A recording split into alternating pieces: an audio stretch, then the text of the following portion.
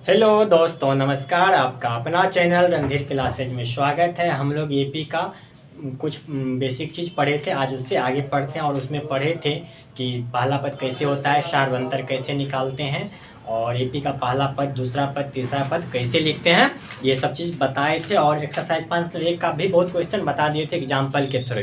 आज उससे आगे बढ़ते हैं, ठीक है। चलिए एग्जाम्पल, अभी एग्जाम्पल ही बता रहे हैं, लेकिन इसी टाइप का क्वेश्चन आपको 5.2 में है, ठीक है। चलिए क्वेश्चन नंबर 1 है एपी 2 7 12 डैश डैश का 10वां पद ज्ञात कीजिए।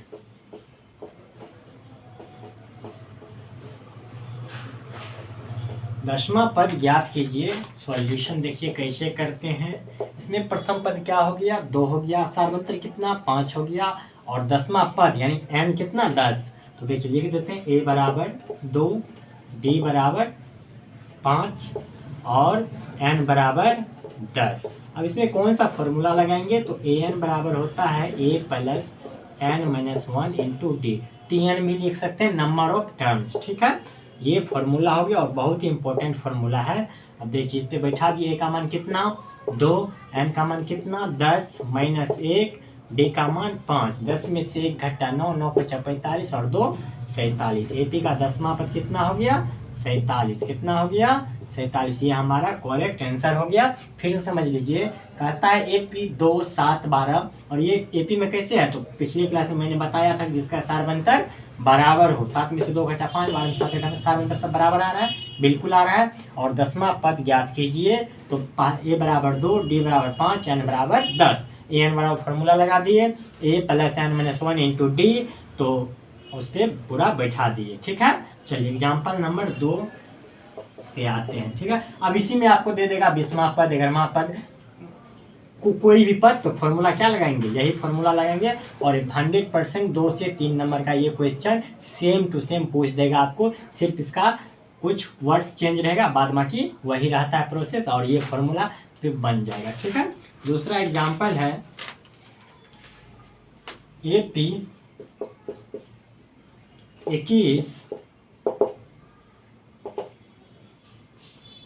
18 15 डैश डैश का कौन सा पद -81 है, ठीक है। कौन सा पद -81 है, साथ ही क्या इस एपी का कोई पद शून्य है, सकारण उत्तर दीजिए।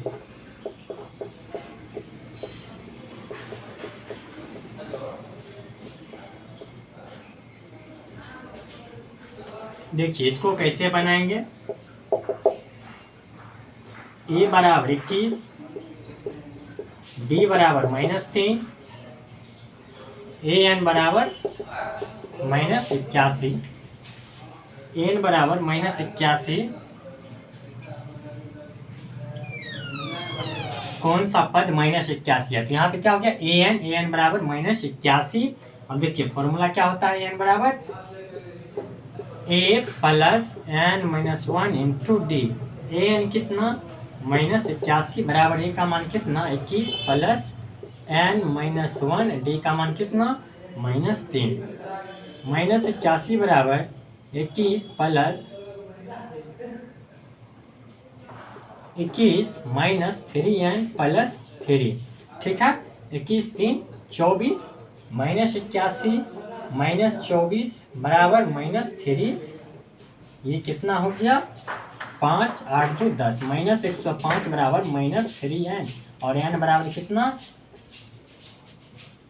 35। कितना 35 आ गया। यानी एपी का कौन कहता है कौन सा पद -81 है, तो 35वां पद क्या हो गया -81 है, ठीक है। फिर से समझ लीजिए, देखिए इसमें कन्फ्यूजन रहता है कौन सा पद और पद, तो कौन सा पद जैसे ही कह दिया तो an हो जाएगा। यही कहता कि 21वां पद ज्ञात कीजिए, तब n बराबर क्या लिखते 81 लिखते, ठीक है। चलिए क्वेश्चन आपका बन गया। कहता है AP 21, 18, 15 का कौन सा पद -81 है, साथ ही क्या इस AP का कोई पद शून्य है, सकारण उत्तर दीजिए। तो देखिए, तो A बराबर 21, D बराबर -3 और यहाँ पे फॉर्मूला पे बैठा दिया और आपका आंसर आ गया 35। ठीक है, इसका पहला का तो बन गया, इसको मिटाते हैं।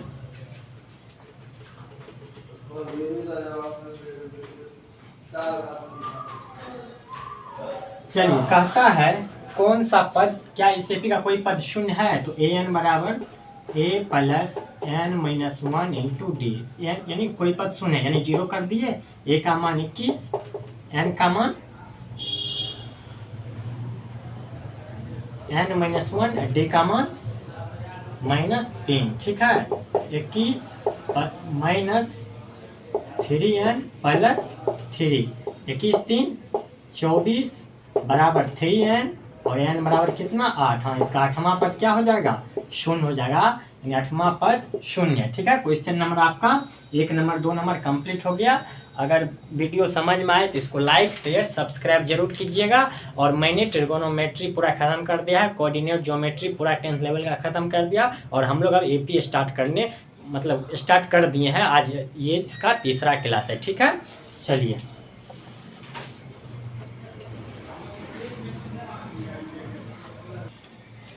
एग्जाम्पल नंबर 3 पे आते हैं। एग्जाम्पल नंबर 3, वह AP निर्धारित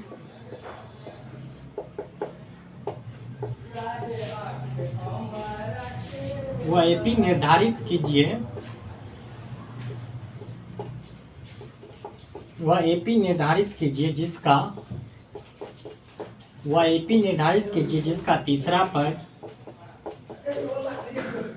जिसका तीसरा पद 5 और 7वां पद 9 है। ठीक है, देखिए वह AP निर्धारित कीजिए जिसका तीसरा पद। अब तीसरा पद कैसे लिखेंगे, तो देखिए A प्लस 2D, तीसरा पद A प्लस 2D। ठीक है, और इम्पोर्टेंट क्वेश्चन है ये। फिर कहता है 7वां पद,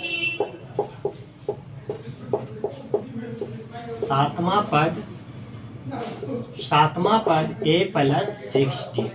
ठीक है, देखिए तीसरा पद A प्लस 2D, 7वां पद A प्लस 6D। ठीक है, ये कैंसिल 4D -4D, इसका तीसरा पद 5 है। देखिए तो इसके बराबर कितना आ गया 5, और 7वां पद 9, तो -4D बराबर -4। D का मान कितना आ गया 1 आ गया। ठीक है, D का मान 1 आ गया, और इसमें हम लोग 1 बैठा देंगे, तो A प्लस 2 बराबर 5। A का मान कितना आ गया 3 आ गया। ठीक है, A का मान 3 आ गया, D का मान 1 आ गया, तो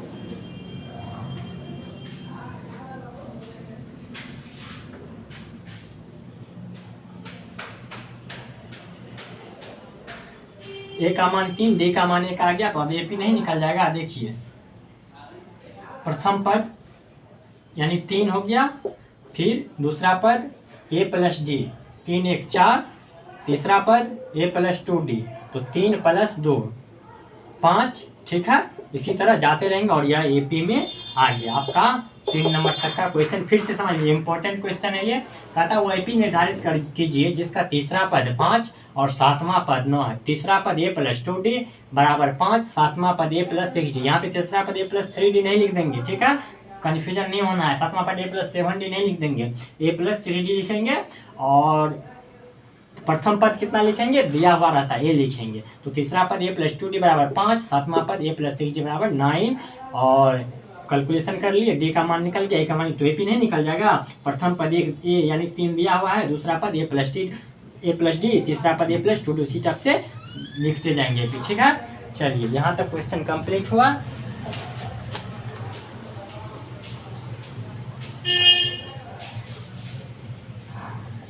चलिए यहीं तक आज रहने देते हैं, मिलते हैं अगले क्लास में।